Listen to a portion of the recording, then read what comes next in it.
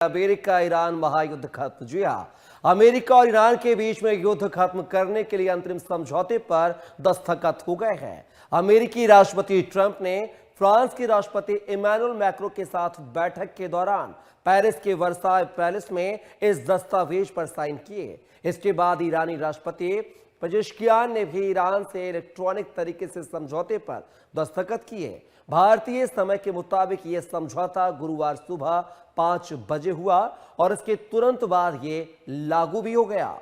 समझौते के तहत ईरान में युद्ध समाप्त होगा और लिबनान में भी संघर्ष खत्म करने की बात कही गई है। साथ ही हॉर्मुज स्ट्रेट को दोबारा खोलने और अमेरिका की नौसैनिक नाकेबंदी समाप्त करने की भी बात कही गई है।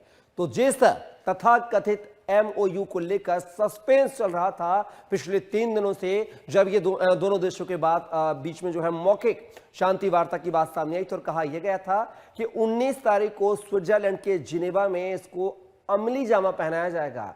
लेकिन 19 तारीख के पहले ही पेरिस के वर्साय पैलेस में इस एमओयू पर साइन हो गया है और जो अमेरिका ईरान के बीच में महायुद्ध चल रहा था पिछले 111 दिनों से, वो अब समाप्त हो गया। इस पूरे मुद्दे पर चर्चा करेंगे। हमारे साथ 2 खास मेहमान जुड़ गए हैं। पहले परिचय करवा देता हूं। इस मुद्दे पर चर्चा के लिए हमारे साथ जुड़ गए हैं एपी सांवरिया, जो कि पूर्व राजनयिक हैं। साथ ही डॉक्टर मनोज कुमार जी हमारे साथ हैं, जो कि विदेश मामलों के जानकार हैं। दोनों मेहमानों का बहुत स्वागत है हमारी चर्चा में। और चर्चा की शुरुआत सांवरिया जी आपसे कर लेते हैं। जिस तरीके से 111 दिनों से संघर्ष जारी था मिडिल ईस्ट में, अमेरिका ईरान के बीच में, साथ ही इजराइल भी इसमें भूमिका में था। अब आखिरकार 111 दिन के बाद इस महायुद्ध को जो है समाप्त कर दिया गया है। दोनों देशों की आपसी रजामंदी के बाद आखिर इतनी लेट लतीफी क्यों हुई और अब सहमति बन गई है। तो जिस तरीके से अमेरिकी राष्ट्रपति डोनाल्ड ट्रंप साहब जो है झुकने का नाम नहीं ले रहे थे, वो कहते कि हमारी शर्तों पर जो है समझौता होगा, शांति वार्ता होगी। दूसरी तरफ ईरान कह रहा था कि अगर उनके शर्तों को नहीं मानी गई तो वो युद्ध के लिए तैयार है। तो क्या माना जाए, ईरान ने जो 14 सूत्रीय समझौते की बात कही थी, जो शर्तों की बात कही थी, उस पर अब अमेरिका झुक गया है? कपिल जी, देखिए, आपका सवाल बहुत ही वाजिब है कि क्या कारण रहा है कि ये युद्ध इतने दिनों तक चलता रहा।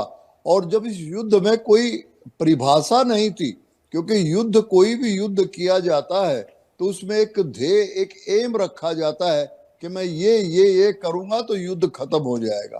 लेकिन इस युद्ध में जो मैंने बड़े क्लोजली इसको वॉच करता रहा हूँ, 28 फरवरी से लेके कल तक और अदर आज तक, थर्सडे के सुबह 5 बजे जब ये समझौता हुआ, इस समझौते के बारे में भी कितनी बार ये बातें हुई और सारा कारण घूम फिर के यही आ रहा है कि इसमें जो डिले हुआ है समझौते में सिग्नेचर करने के, इंटरिम समझौता करने में, उसमें ट्रस्ट डिफिसिट है। एक दूसरे पे विश्वास की बहुत बहुत कमी है। और कल भारत के माननीय प्रधानमंत्री नरेंद्र मोदी जी ने समिट में, G7 समिट में कहा है कि दुनिया में इस वक्त रिसोर्सेज की कोई कमी नहीं है, लेकिन कमी है तो एक आपसी समझौते की, आपसी विश्वास की कमी है। और जब तक आपस में विश्वास नहीं होता, और यही हुआ ईरान और अमेरिका की लड़ाई के बीच में, कि एक तरफ समझौते की बात करते हैं, ऊपर से बॉम्बर भेज देते हैं। एक तरफ से ईरान तो मानता ही नहीं था कि मैं इस समझौते के लिए किसी तरह से तैयार हूं, क्योंकि उसकी तो अस्मिता के ऊपर ही बहुत बड़ा चिन्ह लगा दिया था अमेरिका ने, बगैर किसी कारण के। और अभी ये समझौता हुआ भी है तो सवाल ये उठा कि जीता कौन, क्योंकि जब युद्ध होता है तो अल्टीमेटली हर एक युद्ध का जो परिणाम होता है वो समझौता ही होता है। चाहे वो 1971 का वॉर पाकिस्तान के साथ भारतवर्ष का हुआ हो, तो उस समझौते में क्या हुआ है, कौन जीता है। 71 में तो भारतवर्ष 90,000 कैदी पकड़ के लेकर के आ गया था, जीत गया था। यहाँ पे कौन जीता? ना अमेरिका जीता, ना ईरान जीता। ईरान का तो नास्ते नाबूद कर दिया गया। कितना डैमेज हुआ है। उधर से जो 14 सूत्रीय समझौते पे साइन हुए हैं, कल साइन हुए हैं पेरिस के बीच में, उसमें तो मैं देख रहा हूं कि हर तरह से ही जो ईरान चाहता था वो उन्होंने साइन करवा लिए हैं।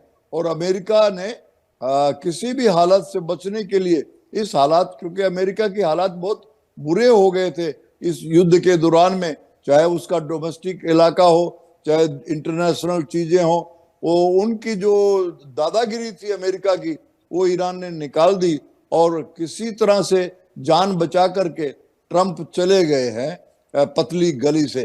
क्योंकि ट्रंप एक ऐसे राजनयिक है, मैं तो कहूँ वो राजनयिक नहीं है, वो एक बिजनेसमैन है। उनकी किसी बात पे विश्वास नहीं कर देना चाहिए। देखिए, मैं आपको एक चीज बताना चाहता हूं। कल भारतवर्ष के प्रधानमंत्री और डोनाल्ड ट्रंप की G7 में बातचीत हुई है, और उसी दिन उन्होंने क्या किया है, इंडियन यूएस आर्मी ने क्या किया, इंडो पैसिफिक के नाम से इंडो हटा दिया। तो इनकी इंटेंशन कभी भी क्लियर नहीं रही है। तो मैं इस समझौते का स्वागत करता हूं, और सारी दुनिया ही समझौते का स्वागत करेगी, और ये भगवान से प्रार्थना भी करते हैं कि ये समझौता कायम रहे ताकि शांति बहाल हो इस इलाके में। मनोज जी, क्या लगता है, जिस तरीके से पहले यह कहा गया था कि 19 तारीख को स्विट्जरलैंड के जिनेवा में हस्ताक्षर महोत्सव होगा, इसका नाम जो महोत्सव दिया गया था और समारोह का नाम दिया गया था, लेकिन अब जो है पेरिस में डाइनिंग टेबल पर हस्ताक्षर, आखिर इतनी जल्दबाजी क्यों? देखिए कपिल जी, ये सबसे पहले तो हम सब लोगों को इस चीज के लिए जो शांति विराम जिस तरीके से आगे बढ़ रही है, वो पूरे विश्व के मानवता के लिए और वैश्विक अर्थव्यवस्था के कदम एक बहुत बड़ा अचीवमेंट है। और ये शायद मुझे लगता है कि जिस तरीके से स्टेप बाय स्टेप आगे बढ़ रहा है, ये शांति विराम कायम होगा। क्योंकि इसमें समझ सकते हैं कि अगर हम अमेरिका की बात करें, क्योंकि देखिए इस युद्ध को शुरुआत करने वाला कौन देश था? अमेरिका ही था। और वही अमेरिका, वही ट्रंप क्या बोलते थे कि हम ईरान को स्टोन एज में भेज देंगे, उसके सिविलाइजेशनल को समाप्त कर देंगे, वहां पे हम रिजीम चेंज कर देंगे। तो ये आप समझ सकते हैं कि इसलिए, और लेकिन अभी जिस तरीके से इस पूरे 111 दिन के बाद जो स्थिति अमेरिका की बनी है, उसमें कहीं ना कहीं अमेरिका पूरे वर्ल्ड पॉलिटिक्स में एक्सपोज हो चुका है, हर तरीके से एक्सपोज हुआ है। और इसका क्रेडिट सिर्फ और सिर्फ एक व्यक्ति को जाता है। और नो डाउट आज के डेट में भी हम अमेरिका के जो आर्मी है या उसका जो टेक्नोलॉजी है या उसका इकोनॉमिक रिसोर्स है, उसको आप अवॉइड नहीं कर सकते हैं। लेकिन एक जो हेड ऑफ द इंस्टीट्यूशन का जो रोल होता है, जो भूमिका होती है, उसमें ट्रंप बुरी तरीके से फेल हुए हैं। और शायद यही कारण है कि जिस तरीके से घरेलू स्तर पर उनके ऊपर दबाव बना, और उस दबाव बनने के बाद से उनका जितने भी ऑब्जेक्टिव जो लेके आए थे उस ऑपरेशन एपिक फ्यूरी में, वो अब आज यहाँ शांति विराम तक पहुंचे। तो ये देखिए, किसी भी युद्ध के बाद से जीत और हार का एक मैसेज आता है, लेकिन इस युद्ध ने एक तरीके से अगर आप तुलनात्मक अध्ययन कीजिए 28 फरवरी 2026 के पहले का इस सिचुएशन और आज का सिचुएशन, तो उसमें ईरान पूरी तरीके से बढ़त बना के रखा है। तो मुझे लगता है कि ये शांति विराम होना बहुत जरूरी था, क्योंकि इसके चलते आप समझ सकते हैं कि जिस तरीके का एनर्जी संकट पूरे वर्ल्ड में पैदा होने लगा था, उससे कहीं ना कहीं एक बहुत ज्यादा इम्पैक्ट पड़ने वाला था। तो ये बेसिकली युद्ध समाप्ति करने में, और इसमें सबसे इंपॉर्टेंट स्ट्रेट ऑफ हॉर्मुज को है जो कि फिर से खुलने की जो बात हुई है, आगे बातचीत के लिए एक अंतरिम समझौता भी हुआ है, और उसको अभी एमयू के माध्यम से इन लोगों ने लागू किया है। और इसकी जो 14 पॉइंट है वो बड़े ही इंपॉर्टेंट है, जैसे युद्ध को समाप्त करना। लेकिन इस चीज को हमें समझना होगा कि क्या इजराइल इस डील में शामिल है, इस एमओयू में शामिल है। तो ये एक स्थिति अभी भी बनी हुई है कि आने वाले समय पे लेबनान के मुद्दे पे इजराइल क्या कर सकता है। मनोज जी, इजराइल इस हस्ताक्षर में ये शामिल है, ये पॉइंट है कि इजराइल या अमेरिका लेबनान पर हमला नहीं करेंगे, ये उसमें है बिंदु। लेकिन बड़ा सवाल ये है कि अब इजराइल क्या अमेरिका की बात मानेगा, क्या वो हमले को रोकेगा? ये बड़ा सवाल है। यही सबसे इंपॉर्टेंट बात है, क्योंकि देखिए इजराइल का जो सर्वाइवल की जो लड़ाई है, जिस चीज के लिए वो इस युद्ध में शामिल हुआ, तो वो कहीं ना कहीं वो अपने आप को चीटेड फील कर रहा है। नो डाउट आज के डेट में अमेरिका के सामने मजबूरी है, क्योंकि वहां पे इलेक्शंस होने वाले हैं। तो मुझे तो ये लगता है कि आने वाले समय में ये चुनाव के बाद से हो सकता है स्थिति फिर से बदले। क्योंकि देखिए एक चीज हम सब पिछले अगर 1917 के बाद से उस एरिया का इतिहास देख ले, तो इजराइल और विशेष करके हमास और हिजबुल्ला और लेबनान की जो स्थिति रही है, वो हमेशा कन्फ्रंटिंग रही है इजराइल के साथ। और वहां पे नेतन्याहू को भी चुनाव में जाना है। आप समझ सकते हैं कि अगर वहां उनके सिटीजन्स अगर इन सब सारी चीजों को लेके अगर पॉजिटिव डायरेक्शन में नहीं गए, तो उनकी पॉलिटिकल विक्ट्री भी कहीं ना कहीं एक तरीके से खतरे में पड़ सकती है। तो ये आप समझ सकते हैं कि इससे सारे, चाहे अमेरिका हो या इजराइल हो, वहां दोनों तरफ से, एक तरफ है कि अगर अमेरिका में अगर युद्ध होता है या शांति विराम टूटता है, तो ट्रंप की स्थिति खराब होगी। और अगर इजराइल वहां से अपने आप को पीछे करता है, तो उनकी चुनाव में स्थिति खराब होगी। तो ये आप समझ सकते हैं बड़ा ही आपस में कंट्राडिक्शन है। लेकिन ये जो 60 दिन का जो समय सीमा जो दिया गया है, ये इस पे बहुत ज्यादा डिपेंड करता है कि आने वाले पोजीशन में जो म्यूचुअल एक्सटेंशन की जो बात हो रही है वो कितना संभव होगा। और इसमें जो सबसे इंपॉर्टेंट रीजन है कि यूनाइटेड नेशन को भी शामिल किया गया है, क्योंकि जिस तरीके से न्यूक्लियर को लेके ईरान बिल्कुल रिजिड था, वो दिखेगा कि आने वाले 60 दिनों में अपने न्यूक्लियर को किस तरीके से जो इन्रिचमेंट, उसके 440 केजी का जो इन्रिचमेंट है, उसको किस तरीके से एक तरीके से उसको वापस करता है या फिर आईएई के निगरानी में रखता है। तो ये एक बहुत ही इंपॉर्टेंट हो जाता है। दूसरा जो आप समझ सकते हैं, जो 300 बिलियन डॉलर की जो बात हो रही है, जो इन्वेस्टमेंट की बात हो रही है, वो ईरान के लिए बहुत ही समझिए कि ऑक्सीजन के रूप में काम करेगा, क्योंकि इस युद्ध ने, इस 40 दिन के युद्ध में ईरान के बहुत सारे एसेट डिस्ट्रॉय हुए हैं इन दोनों के द्वारा, इजराइल और अमेरिका की आर्मी ने किया है। तो मुझे लगता है कि ये कहीं ना कहीं एक तरीके से ईरान अपने आप को पटरी पे लाने के लिए इस चीज को लेके चलेगा, क्योंकि देखिए ये बहुत इंपॉर्टेंट है, क्योंकि वहां पे भी ईरान की जो आर्थिक स्थिति है बहुत अच्छी नहीं है। क्योंकि आप समझ सकते हैं कि स्ट्रेट ऑफ हॉर्मुज बंद होने से सिर्फ एक तरफ से ही बंद नहीं हुआ, उसके जितने भी खास करके जो खाद्य पदार्थ थे या जो भी बेसिक जो नेसेसिटी थे वहां पे नहीं पहुंच पाया, जिसके चलते वहां पे भी समस्याएं हैं। लेकिन आज जिस तरीके से सारी चीजें निकल के आ रही है, ये बहुत ही उस एरिया के डेवलपमेंट के लिए कि किस तरीके से डेवलपमेंट होगा, वहां पे कौन पैसा देगा, किसका इन्वेस्टमेंट होगा, मिडिल ईस्ट की क्या भूमिका होगी। तो ये बहुत ही और एक जो आप समझ सकते हैं कि लगभग उस पे कई दशकों से जो सैंक्शन लगा हुआ था, उससे भी रिलीफ देने के लिए अमेरिका ने इस एमओयू में बात की है। तो मुझे लगता है कि एक तरीके से अगर आप देख लीजिए तो इस पूरे एमओयू में ईरान कहीं ना कहीं एक तरीके से बढ़त बना के रखा हुआ है। और जो आज तक जो उसका एक जो नेचुरल जो क्राइसिस था वहां पे, जिस तरीके से वैश्विक अर्थव्यवस्था में उसकी कोई भूमिका नहीं थी, वो शायद इस एमओयू के बाद से आगे एक रास्ता ओपन हो सकता है। लेकिन मैं फिर ये कहना चाहूंगा कि ये जो 60 दिन की जो यात्रा है, 60 डेज की, इसमें तीनों देश का रोल बहुत इंपॉर्टेंट हो जाता है। और उसमें इजराइल की बहुत बड़ी भूमिका होगी कि क्या वो लेबनान पे अटैक करना बंद करता है या नहीं करता है। तो ऑब्वियस है कि, और ये भी एक चीज हम ये मान सकते हैं कि अमेरिका इजराइल को नहीं छोड़ सकता है। बिल्कुल मनोज जी, और बड़ा इजराइल सवाल भी है कि अमेरिका को क्या नहीं इजराइल छोड़ अब सकता। उनकी अमेरिका की बात मानेगा नहीं मानेगा, अमेरिका के साथ कदम से कदम मिलाकर चलेगा नहीं चलेगा। और सामरिया जी, जिस तरीके से अभी मनोज जी कह रहे थे कि अमेरिका में अगले साल चुनाव है और कहीं ना कहीं डोनाल्ड ट्रंप के लिए ये नाक का सवाल बन गया था, क्योंकि जिस तरीके से वहां की संसद में, वहां के देश में उनके खिलाफ ही लोग जो है प्रदर्शन कर रहे थे, उनके फैसलों से नाखुश थे। वहां की जो सुप्रीम कोर्ट, उन्होंने भी कई बार जो डोनाल्ड ट्रंप के फैसलों को लेकर जो है लताड़ लगाई है। तो क्या माना जाए, एक तरफ कुआं एक तरफ खाई थी इस महायुद्ध के दौरान, इससे अमेरिकी राष्ट्रपति चाहते ही थे कि किसी तरह समझौता हो जाए, वो बच जाए। बिल्कुल कपिल जी, आपने सही कहा, एक तरफ कुआं और एक तरफ खाई थी। Donald Trump, mister Donald Trump जो राष्ट्रपति हैं अमेरिका के, जिसको कहते हैं कि सबसे बड़ी पावरफुल कंट्री के मोस्ट पावरफुल प्रेसिडेंट वो रहे हैं और सेकंड टाइम रहे हैं। लेकिन इस अब की बार जो हालात उनके हुए हैं कि बिना बुलाए, बिना किसी इंस्टिगेशन के अमेरिका को उसने युद्ध में झोंक दिया। और युद्ध में भी झोंका तो कोई बगैर कुछ ही एम किए हुए कि मैंने क्या क्या लेना है और क्या क्या ले लूंगा।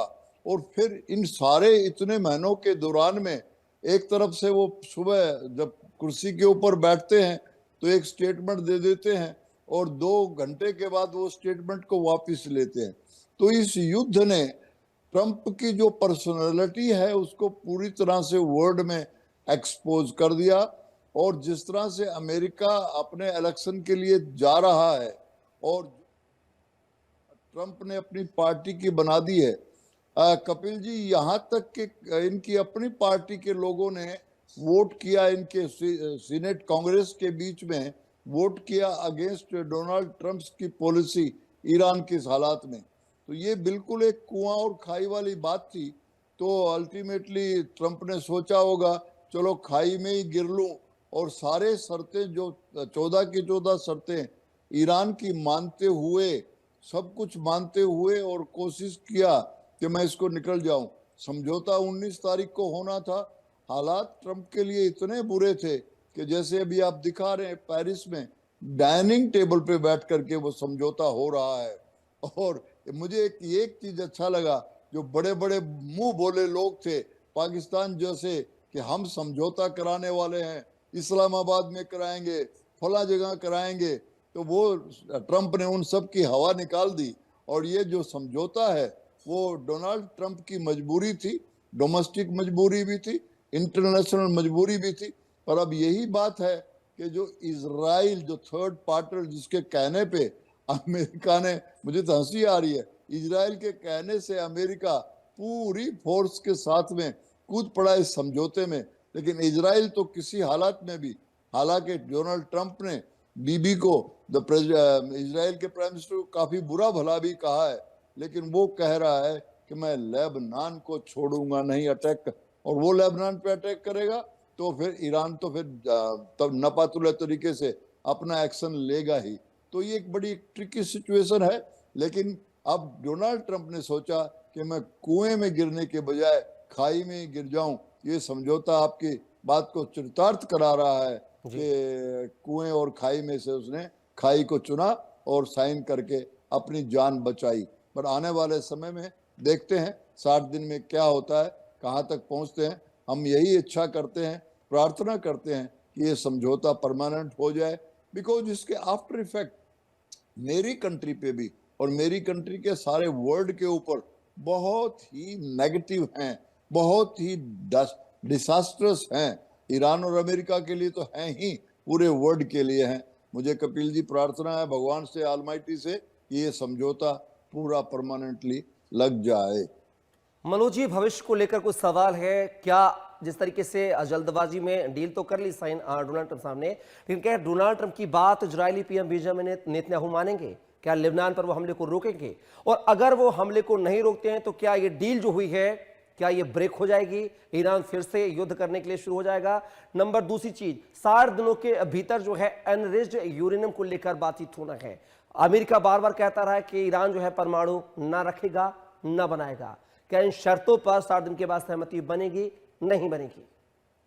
देखिए कपिल जी, एक चीज तो हम सब लोग देख रहे हैं पिछले 111 दिन के बाद से, और उसके पहले की भी अगर स्थिति को आप देख लीजिए तो विशेष करके जो मिडिल ईस्ट का जो जो पीस जो समझौता है, या वेस्ट एशिया में जो क्राइसिस जिस तरीके से उत्पन्न हुआ, ये लंबे समय से चला आ रहा है। इसमें आप इजराइल फिलिस्तीन का जो स्ट्रगल है, जो संघर्ष, उसको भी देख सकते हैं, उसको आप इग्नोर नहीं कर सकते, क्योंकि वो ठीक है, इस पूरे प्रक्रिया में ईरान सामने निकल के आया, लेकिन अगर इसके पीछे जाके आप देखें तो इजराइल फिलिस्तीन का जो इश्यूज है वो बहुत ही इंपॉर्टेंट इश्यूज है। और उसी तरीके से ईरान और खास करके जो लेबनान के बीच में जो टेंशन रहा है इजराइल को लेके, गाजा में जो क्षेत्रीय स्थिरता का जो मेन मुद्दा रहा, वो कहीं ना कहीं इन सब सारे चीजों को प्रभावित करेगा। अब उसमें 2026 में ईरान अमेरिका जो एमओयू है, एक ऑब्वियस एक बहुत ही मेजर डेवलपमेंट, ये एक चार्टर है जिसके आधार पे लोग आगे बढ़ने का प्रयास कर रहा है, और इसको आज विश्व के लगभग सारे देश इस चीज को सपोर्ट करेंगे, क्योंकि आप समझ सकते हैं कि जो स्टेट ऑफ हॉर्मुज ने जिस तरीके से पूरे वर्ल्ड के इकोनॉमिक रिसोर्सेज को एक तरीके से आप समझ सकते हैं उसको ब्रेक कर दिया था, उसमें कहीं ना कहीं एक बहुत बड़ा ये अचीवमेंट के रूप में देखा जा रहा है। और देखिए सबसे बड़ा चीज है कि जो जो ईरान का जो ज्योग्राफिक लोकेशन है वो कहीं ना कहीं उसको बहुत ही इंपॉर्टेंट बनाता है, और शायद इसीलिए वहां पे अमेरिका बुरी तरीके से एक तरीके से जाके इस युद्ध में फंस गया, क्योंकि आप समझ सकते हैं कि जिस प्रकार से ऑब्वियस है आज के डेट में भी हम अमेरिका के डिफेंस पावर को हम इग्नोर नहीं कर सकते, लेकिन उसके बावजूद भी जिस तरीके से ईरान ने अपने ड्रोन और मिसाइल से, विशेष करके जो गल्फ के जो देश थे, जो मिडिल ईस्ट के जो देश थे, उनके ऊपर जो अटैक किया, उससे कहीं नहीं कि अमेरिका बुरी तरीके से प्रभावित हुआ। और शायद इसका अंदाजा भी नहीं था उसे इस युद्ध में जाने के पहले कि ईरान स्टेट ऑफ हॉर्मुज पे भी नाकेबंदी कर सकता है। और शायद इसीलिए मैं जो जो जो हमें जो समझ में जो आ रहा है कि शायद आज जो अमेरिका जो बैंडिंग के पोजीशन में है, जो एमओयू के आगे से शांति विराम की तरफ जा रहा है, उसका अगर सिंगल अगर कारण हम देखते हैं तो वो है स्टेट ऑफ हॉर्मुज।